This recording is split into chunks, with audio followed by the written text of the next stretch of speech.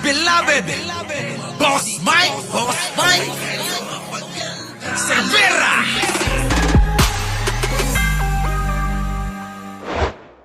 Putang ina, dumadami na naman. Ayan na mga kababayan, napamura. Pakinggan nyo to mga kababayan ha. Napamura pa si Banat Bay ah. Oh, sige na. Banat Bay, murahin mo yung mga DDS na yan. Langya. Pasok. Naku po, putang ina, dumadami na naman political analyst. Mantakin mo, strategy daw. Eto na naman tayong mga nagmamagaling eh. Hindi ba pwedeng personal? Lagi na lang strategy, may pa-chess-chess pa tayong nalalaman. Bakit pagka mga hindi na natin may paliwanag na bagay pagdating sa mga Duterte, lagi na lang strategy. Hindi ba pwedeng personal lang na choice ni VP Sara Duterte yung pagkampanya kay Senator Amy Marcos? Huwag naman po kagad tayo magbigay ng konklusyon na strategy ito. Medyo yung strategy natin medyo nakakairita na eh. Di ba? Huwag naman ganun. Basta yun eh personal niyang pangangampanya. Nasa sayo na yan kung iboboto mo o hindi. Huwag na tayong maraming sinasabi pang chess, strategy. Di ba? Mga kababayan, mag-isip naman po tayo. Paano mag-iisip? Paano mag-iisip, Banat Bay? Wala nga silang mga isip, di ba? At saka yan, yung mga binanggit, mga kababayan ha. Ulitin ko. Sige, tuloy muna natin, tapusin natin. Hindi dahil sa strategy natin kaya iboboto ito si Senator Amy. Iboto natin yung tao kung siya'y karapat dapat na maging senador. Kasi kung strategy lang, anak ng wewe, ang tagal na hong sinasabi niyang strategy na yan. Bakit kahit kailan hindi niya sinisi si Marcos sa mga katarantaduhan nangyari sa bayan natin? Bakit di niya sinisisi yung kapatid niya? Lagi na lang siya naghahanap ng ibang masisisi. Di ba? Mag-isip naman po tayo. Wag masyado tayo magpadala sa emosyon. Naku, yan ang problema sa inyo, yung emosyon eh. Madalas kong sabihin niyan, Banat Bay eh. Oo. Pela tatlong hang Maria. Oo, live to. Di ba? Lagi ko na sinasabi na puro emosyon yung pinapagana nila, di ba? Di tama tayo. Yan sabi ni Banat Bay, laging pinapagana nila yung emosyon nila. Pagdating naman mga kababayan, doon sa sinasabi niya na strategy, mga kababayan, noon pa yan. Panahon pa ng eleksyon. Lagi na nila sinasabi, strategy yan. Ako lang ho yung hindi naniniwala dyan noon eh. Sa totoo lang, mga kababayan. Lagi sinasabi na, strategy yan ni Digong. Kunyari, naggagalit-galitan. Kunyari, binabanatan si Bongbong. Naku, mga kababayan, nung ka. Hindi po ako naniwala doon. Kasi mga kababayan, yung banat niya, halatang gigil yun. Pero ngayon mga kababayan, naniniwala pa rin sila sa strategy. Nung araw, naniwala yan si Banat Bay doon. Pero ngayon, mga kababayan, hindi na naniniwala. Bakit? Siya na yung bumabanat sa mga kasama niya eh. Kita nyo? Siya na ho bumabanat. Parang kulang na lang mga kababayan, gawin niyang mga tanga. Diba? Kulang na lang mga sabihin ni Banat Bay, tatanga nyo eh. Noon pa. Diba? Strategy. Chess master. Ano pa? Kung ano yung nabanggit, puro emosyon kayo. Lahat naman yung binanggit natin dito. Chess master daw. Magaling daw sa strategy si Digong. Ano pa? Mga kababayan, pero ang ending, emosyon nyo lang yun. Emosyon nyo lang yun. Eto si Banat Bay. Kita nyo, binabanatan na kayo. Kulang na lang ulitin ko, ang tatanga nyo, sabi ni Banat Bay. Diba, Fiore Coloma? Good morning po sa inyo lahat sa ating mga moderator. Opo, shout out. Sige, baybayin natin to mga kababayan. Pakinggan nyo maigi. Pasok. Naku po, putang ina, Kita nyo? Napapamura na ho ito eh. Alam nyo kasi mga kababayan yung kanilang mga kakampi, eto na ho yung nagpapatunay na mahihina talaga mag-isip. Mahirap po silang makaunawa sa mga bagay-bagay na nangyayari sa usaping pampolitika. Opo, ganun ho talaga. Yung nga yung sinasabi po natin, di po ba?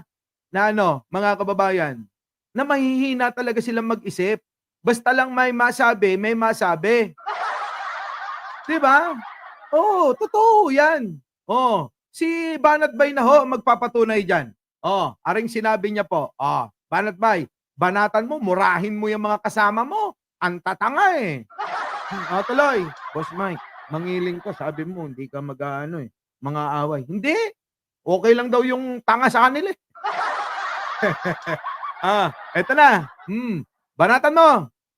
Naku po, putang ina, dumadami na naman political analyst. Mantakin mo, strategy daw. Eto na naman tayong mga nagmamagaling eh. Kita nyo, eh, yun naman kasi, 'di ba? Laging nagmamagaling parang si Libayan lang, 'di ba?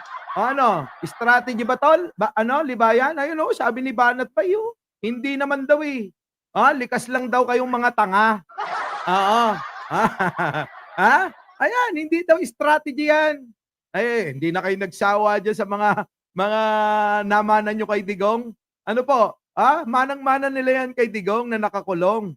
Bakit ho? Yan ho yung laging bukang bibig noon. Ngayon, bukang bibig naman ngayon ng mga ng mga followers nilang mga vloggers. Kaya si Banat Bay, eto nanggigil. Nanggigigil sa kapwa DDS niya. Eto loy. Hindi ba pwedeng personal? Ah. Lagi na lang strategy. May pa-chess-chess pa tayong nalalaman. Yun na nga. Noon pa yan eh. Noon pa yung chess master daw si Digong. Tawag sa kanya? Na checkmate na yung chess master. Ano po? Na checkmate na ho yung chess master. Kasi nga ho, ayun na ho, nakakulong. Di po ba? Nakakulong na si Digong. Ano pa ngayon yung chess master na tinatawag ninyo? Gamitin nyo uli. Ngayon mga kababayan, dahil hindi na nila magamit kay Sara Duterte, dun sa hari, dun naman sa Reyna. Sino yung Reyna, Boss Mike? Di si Sara. Sa kanya nila ginagamit. Tuloy. Bakit pagka mga hindi na natin may paliwanag na bagay pagdating sa mga Duterte, lagi na lang strategy. Kita nyo? Bakit ba pagka hindi nyo na maipaliwanag patungkol sa mga Duterte, laging ang alibay nila po yun. Strategy yan. Kasi nga hindi nila maipaliwanag. Bakit? Talaga naman eh. Hindi na nila maitago po yung katotohanan. Kaya hindi na ho nila maipaliwanag. Ang pinaka pangangatwiran na lang nila, mga kababayan, strategy lang yan. Kasi nako-corner na ho eh. Lahat ho sila mga kababayan, corner na dito sa mga usaping pampolitika na kinasasangkutan ng kampo nila. Unang-una po dyan, si Sara, si Digong. Lahat po sila mga kababayan. Si Lambino lang at saka si Cardema, di po ba? Sinampanan na naman ng kaso dahil sa pagpapakalat ng maling impormasyon na may TRO na daw si presidente nila, Duterte. Pero bakit daw tinangay pa rin hanggang dahig? Ngayon, kinasuhan ho yun eh. Yung senador na tumatakbo ngayon na si Lambino, kasama niya ho, yung tatanga-tanga rin si Cardema. Nahimod din sa puwet ni Digunyo. Bakit ho? Kasi ho, yung party list nila ay nakapangalan, naka-associate doon sa apelyidong Duterte. Mga kababayan, na susundan nyo pa ba ako? Ganun ho. Kita nyo kung ano yung mga kasinungalingan nilang ginagawa. Siguro si Banat Bay, napupuno na yan. Mel C. G. Lemon, thank you naman. Hi boss, naglabasan na sila ng mga baho. Oo. Naglabasan na talaga. Tuloy. Hindi ba pwedeng personal lang na choice ni VP Sara Duterte yung pagkampanya kay Senator Amy Marcos? Alam nyo, minsan may tama rin may tama rin itong si Banat Bay, Oo, may tama din minsan. Minsan lang. Minsan alam nyo, sa totoo lang meron tama talaga sa mga sinasabi niya. Bakit ho? Tignan nyo naman. Kahit mga kapwa DDS, binabanatan yan. Minsan nga ho, pinagmumura pa niyan eh. Di po ba? Hindi ko nga alam eh. Imbis na tayo yung sagutin, ang binabanatan niya ngayon, yung mga kakampi niya. Kaya siguro minsan, nakikita niya tayo, tama talaga tayo eh. Siguro, sabi niya mga kababayan, naku, mahirap naman i-debunk si Mike Cervera. Tama yung sinasabi niya eh. Di po ba? Tama yung sinasabi. Paano mo i-debunk yan? Paano natin sasagutin si Mike Cervera? Hindi natin masasagot. Tama yung sinasabi. Di ba ba? Oh, ngayon, mga kababayan, dahil walang masagot, walang may content, ayun, ang ginawa, mga kababayan, yung mga kakampi na lang ang binabanatan. Bakit? Kasi nga talagang mali. Mali yung mga paliwanag sa mga tao eh. Opo, napakamali. Kaya ngayon, etong si Banat Bay, hindi na rin matiis. Kung ako, mga kababayan siguro titiisin ko lang yung mga kaya kong unawain sa kanila. Pero mga kababayan, si Banat Bay hindi na Kasi ang tao na hindi na matiis yung katangahan ng mga kasama, ay nako, babanat talaga. Ayan, ginagawa ni Banat Bay. Hindi niya na matiis na sikmurahin yung mga pananaw at ginagawa ng mga kasama niyang DDS. Kaya binabanatan niya. Di po ba, mga kababayan? Tama po ba? Oo, di ba? Yan ang sinasabi ko. Tuloy. Huwag naman po kagad tayo magbigay ng konklusyon na strategy ito. Medyo yung strategy natin medyo nakakairita na eh. Totoong nakakairita na. Kung kahit man ako, mga kababayan, kahit ako, mga kababayan, kung nasa kampo nila ako, mga kababayan, noon pa ako nairita. Kasi yung strategy na yan, sabi ko nga sa inyo, gamit na nila yan noon pa. Kasagsagan pa lang ng eleksyon, strategy na ang tawag nila sa pagtawag ni Duterte kay Pangulong Bongbong Marcos na weak leader at bangag. Di ba? Natandaan niyo yun nung kampanyahan? Ang tawag nila, strategy.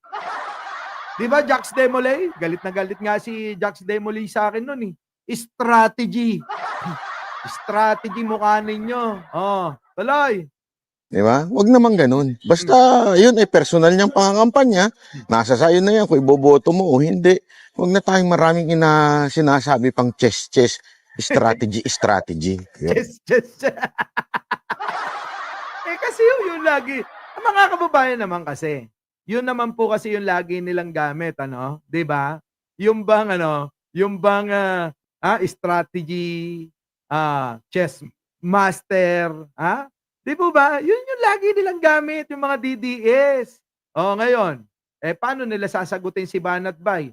Hindi, eto ang naman, ang kabibiliban nyo rito kay Banat Bay.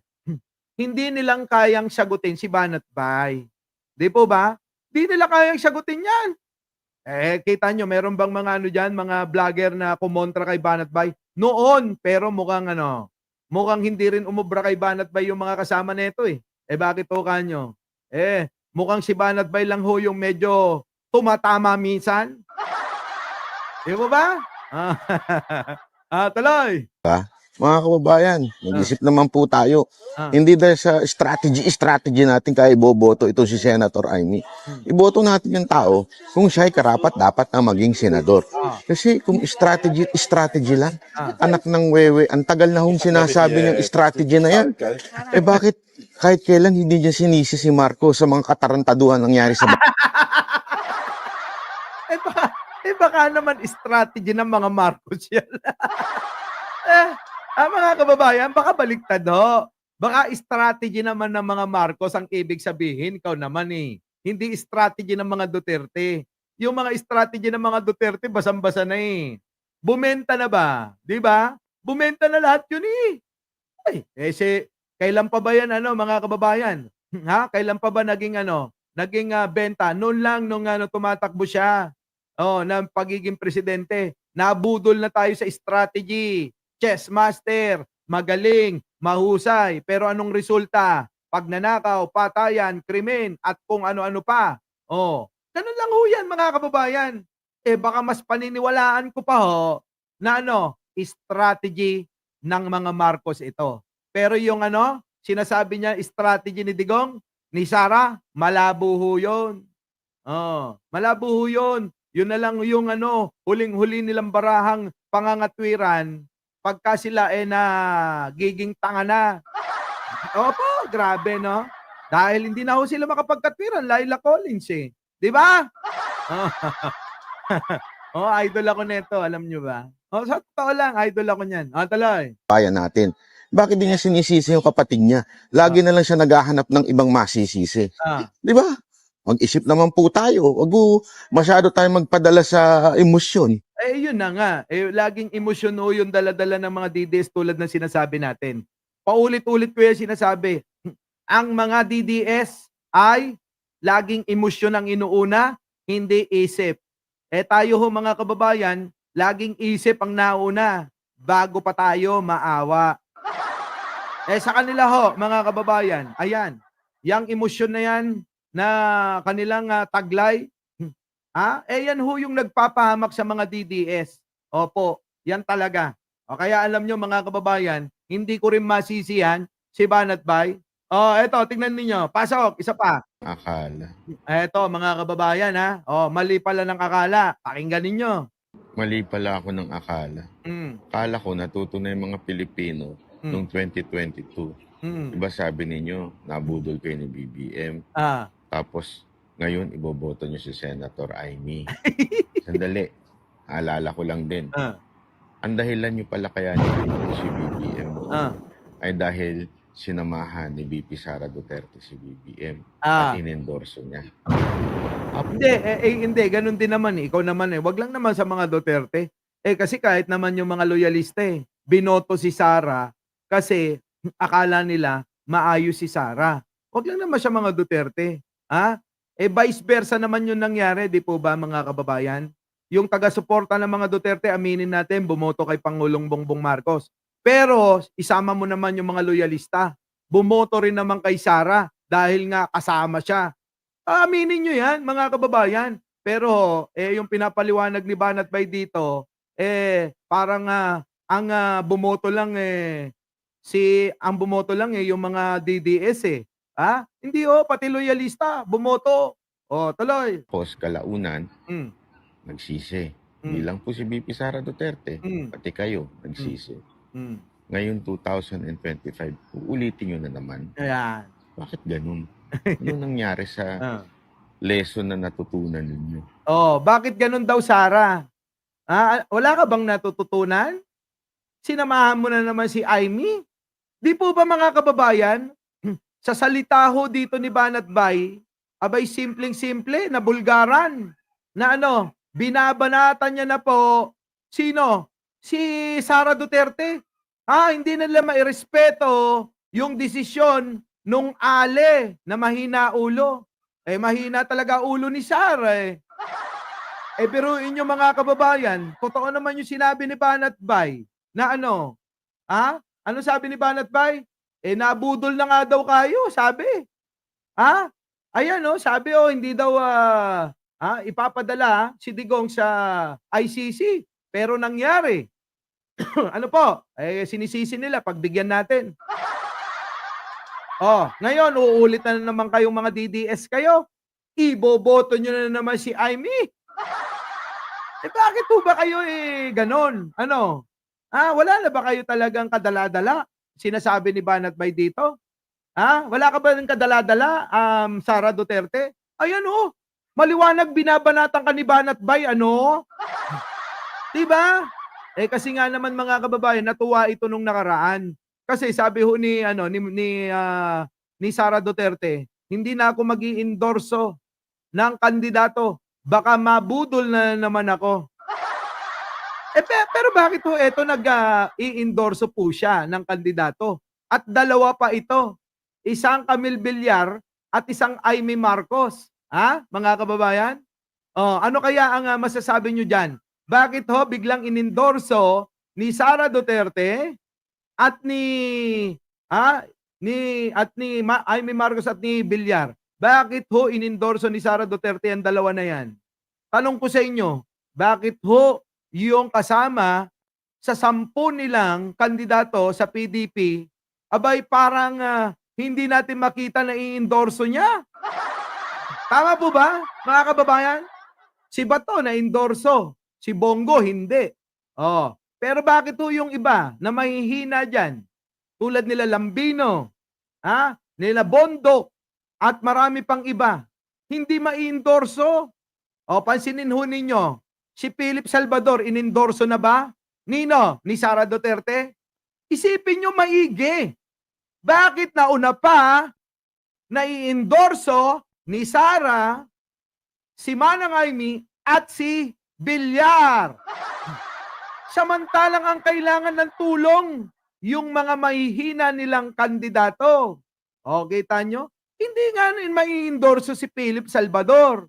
Hindi mai-endorso si Lambino na halos magpakamatay na sa sinungaling. O, isa pa, si Bondok. Wala na nga ang boses kakakanta sa rally nila. O, sino pa mga kababayan? Ay, napakarami. O, nakita nyo na ba na in-endorso ni Sara Duterte tulad ng magarbo na pag-endorso ni Sara Duterte kay Aimee Marcos at kay Camille Villar? Wala ho! So ngayon, mga kababayan, ito yan. Oo, ano ang dahilan? Malamang malaking dahilan yan, mga kababayan. Malaking dahilan kung bakit si Aimee Marcos ay magarbo ang pag-iendorso dito sa dalawang dating nasa alyansa. Ngayon mga kababayan, tanong ko sa inyo. Bilang tayo ay mga nagbabantay, nagmamatsyag at nag-aanalisa sa mga nangyayari usaping pampolitika. Sa tingin ninyo makakatulong kay Camille Villar yung pag-endorso kay Sara? Ano ba si Sara? Minsan tatanga-tanga rin yung mga yan eh. Biruin ninyo, magpapa-endorso lang kayo sa merong dungis, bahid, may issue tulad ni Sara Duterte na hindi masagot-sagot yung kanyang confidential fund kung saan napunta. Hanggang ngayon, hindi pa. Tapos diyan kayo nagpapa-endorso? Ang tatanga nyo naman. Diba?